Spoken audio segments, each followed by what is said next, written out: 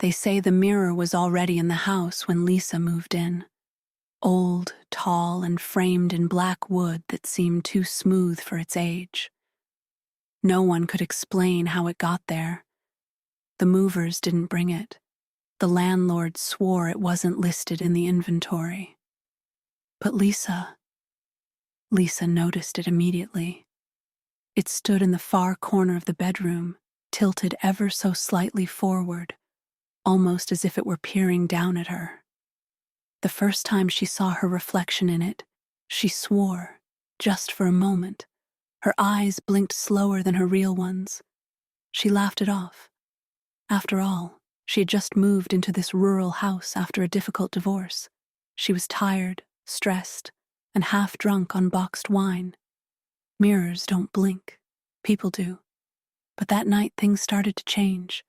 It began with whispers, not clear voices, not at first. Just a soft, indecipherable rustle, like wind slipping under a door. She checked the windows, locked, checked her phone, silent, checked outside, empty.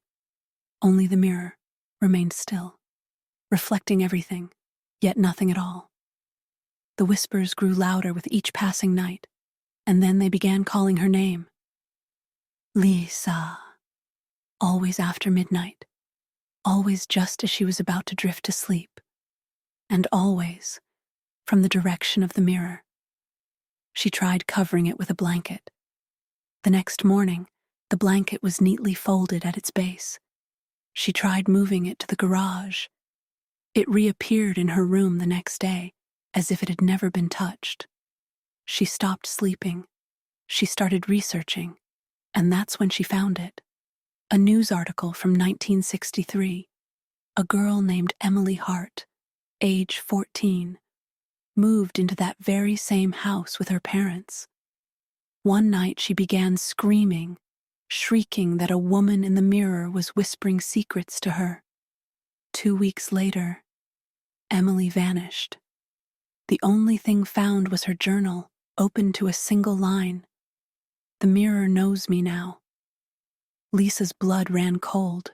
She wanted to leave. She packed a bag, booked a motel, and planned to drive out the next morning. But that night, the whispers changed. They weren't just calling her name anymore. They were offering her things. Lisa, we can bring him back. Her ex-husband. Dead. Car crash. 3 weeks ago. She hadn't told anyone, not even her closest friend. How could it know? She whispered. And the mirror whispered back. We know everything. That night she approached it. Slowly. The reflection stared back. Her face, yes, but not quite. Something in the eyes. Hollow. Hungry. The voice was louder now inside her skull. We can bring him back. All you have to do is let us in. She touched the glass. It was warm. She woke up the next morning on the floor, bleeding from the nose, and with claw marks on her arms. The mirror stood silently, untouched. And then came the photos.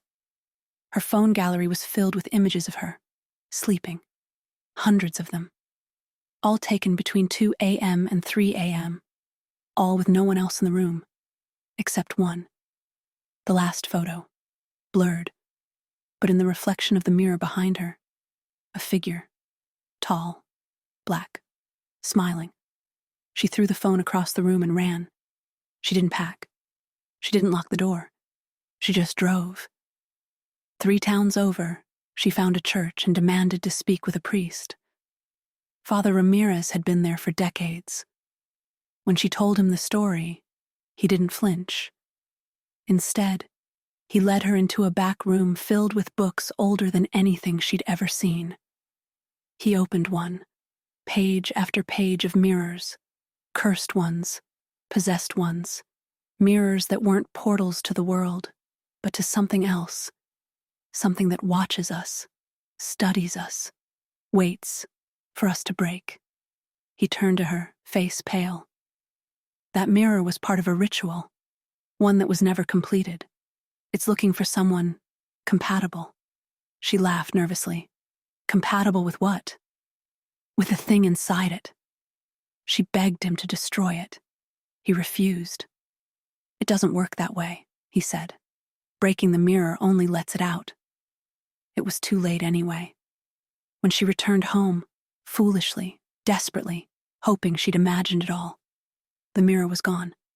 In its place, a note. One line. "You let us in." No mirror. No whispers. No reflection. Only silence. And since then, Lisa hasn't cast a reflection in any mirror. Not in her bathroom. Not in shop windows. Not in water. Just emptiness. Like something else is using her image now. So if you ever find an old mirror in a house that wasn't yours to begin with, don't look too long. Don't listen. And whatever you do, don't let it learn your name. Because once it knows you, it never forgets.